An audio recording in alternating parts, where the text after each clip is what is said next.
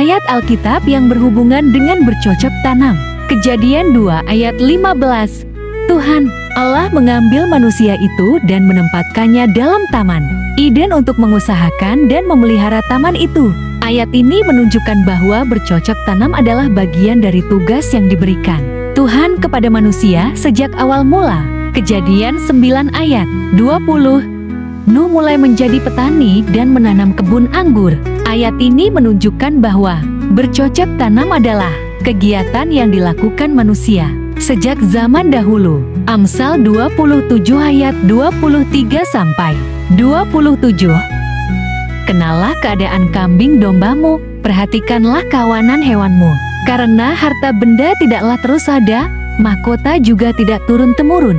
Rumput telah hilang, rumput muda telah nampak, dan hasil dari gunung-gunung telah terkumpul. Anak-anak domba adalah untuk pakaianmu, dan kambing-kambing jantan adalah untuk harga ladang. Susulah cukup untuk makananmu, cukup untuk makanan seisi rumahmu, dan cukup untuk penghidupan bagi pelayan-pelayanmu perempuan. Ayat ini memberikan nasihat tentang pentingnya mengelola dan memperhatikan hasil dari bercocok tanam dan beternak. Matius 6 ayat 26. Pandanglah burung-burung di langit, yang tidak menabur dan tidak menuai dan tidak mengumpulkan bekal dalam lumbung, namun diberi makan oleh Bapamu yang di sorga. Bukankah kamu jauh melebihi burung-burung itu? Ayat ini mengajarkan kita untuk percaya kepada pemeliharaan Tuhan dan tetap melakukan bagian kita dalam bekerja. Markus 4 ayat 26 sampai 29. Lalu kata Yesus, beginilah hal kerajaan Allah itu, seumpama orang yang menaburkan benih di tanah.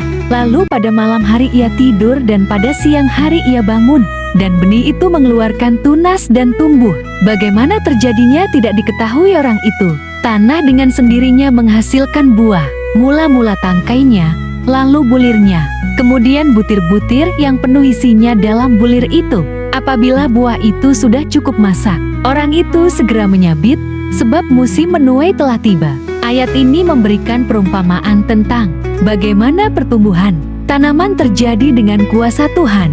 Ayat-ayat ini menunjukkan bahwa Alkitab menghargai pekerjaan bercocok tanam sebagai bagian dari kehidupan manusia dan sebagai cara untuk memelihara ciptaan Tuhan. Ayat Alkitab tentang menabur 2 Korintus 9 ayat 6. Camkanlah ini, orang yang menabur sedikit akan menuai sedikit juga, dan orang yang menabur banyak akan menuai banyak juga. Ayat ini mengajarkan prinsip tabur tuai, yaitu bahwa apa yang kita berikan akan kita terima kembali. Galatia 6 ayat 7-8. Jangan sesat, Allah tidak membiarkan dirinya dipermainkan, karena apa yang ditabur orang, itu juga yang akan dituainya. Sebab barang siapa menabur dalam dagingnya, ia akan menuai kebinasaan dari dagingnya. Tetapi barang siapa menabur dalam roh, ia akan menuai hidup yang kekal dari roh itu. Ayat ini menekankan konsekuensi dari perbuatan kita, baik yang baik maupun yang buruk. Markus 4 ayat 26-29. Lalu kata Yesus, beginilah hal kerajaan Allah itu, seumpama orang yang menaburkan benih di tanah. Lalu pada malam hari ia tidur dan pada siang hari ia bangun, dan benih itu mengeluarkan tunas dan tumbuh. Bagaimana terjadinya tidak diketahui orang itu. Tanah dengan sendirinya menghasilkan buah, mula-mula tangkainya, lalu bulirnya, kemudian butir-butir yang penuh isinya dalam bulir itu. Apabila buah itu sudah cukup masak, orang itu segera menyabit, sebab musim menuai telah tiba. Ayat ini adalah perumpamaan tentang kerajaan Allah yang menggambarkan proses pertumbuhan benih yang ditabur. Mazmur 126 ayat 5-6. Orang-orang yang menabur dengan mencucurkan air mata akan menuai dengan bersorak-sorai. Orang yang berjalan maju dengan menangis sambil menabur benih pasti pulang dengan sorak-sorai sambil membawa berkas-berkasnya. Ayat ini memberikan pengharapan bahwa usaha yang dilakukan dengan sungguh-sungguh, meskipun penuh dengan kesulitan, akan membuahkan hasil yang menggembirakan. Ayat-ayat ini mengandung pesan tentang prinsip tabur tuai, pentingnya perbuatan, dan pengharapan dalam proses menabur.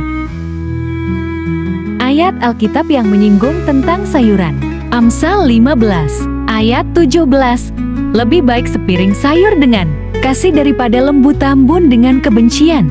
Ayat ini menekankan pentingnya kasih dan kedamaian dalam hubungan, bahkan lebih dari makanan mewah. Daniel 1 ayat 12. Adakanlah percobaan dengan hamba-hambamu ini selama 10 hari dan biarlah kami diberikan sayur untuk dimakan dan air untuk diminum.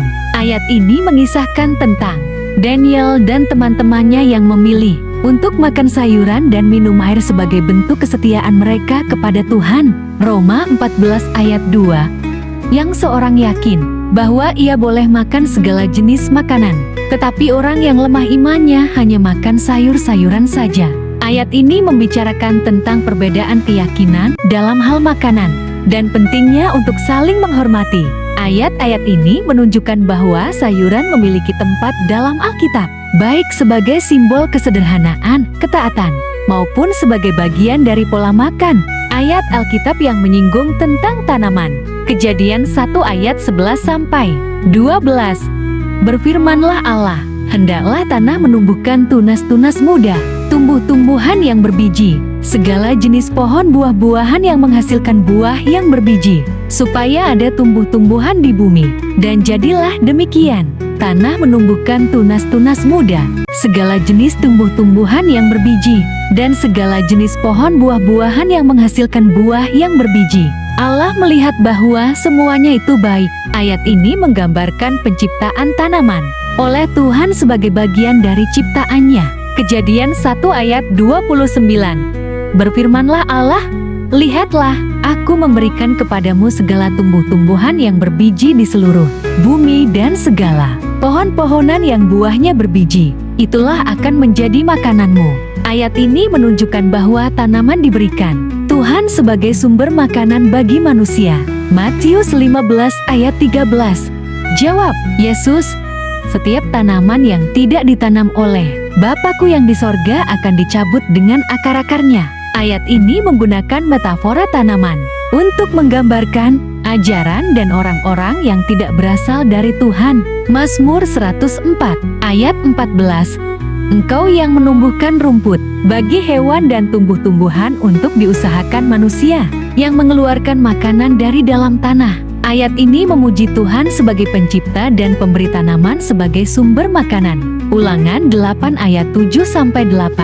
Sebab Tuhan Allahmu membawa engkau masuk ke dalam negeri yang baik, suatu negeri dengan sungai, mata air dan danau, yang keluar dari lembah-lembah dan gunung-gunung, suatu negeri dengan gandum dan jelainya, dengan pohon anggur, pohon ara dan pohon delimanya, suatu negeri dengan pohon zaitun dan madunya. Ayat ini menggambarkan berkat Tuhan, berupa tanah yang subur dengan berbagai jenis tanaman. Ayat-ayat ini menunjukkan bahwa tanaman memiliki peran penting dalam Alkitab, baik sebagai bagian dari ciptaan Tuhan, sumber makanan, maupun sebagai simbol dalam ajaran-ajaran spiritual.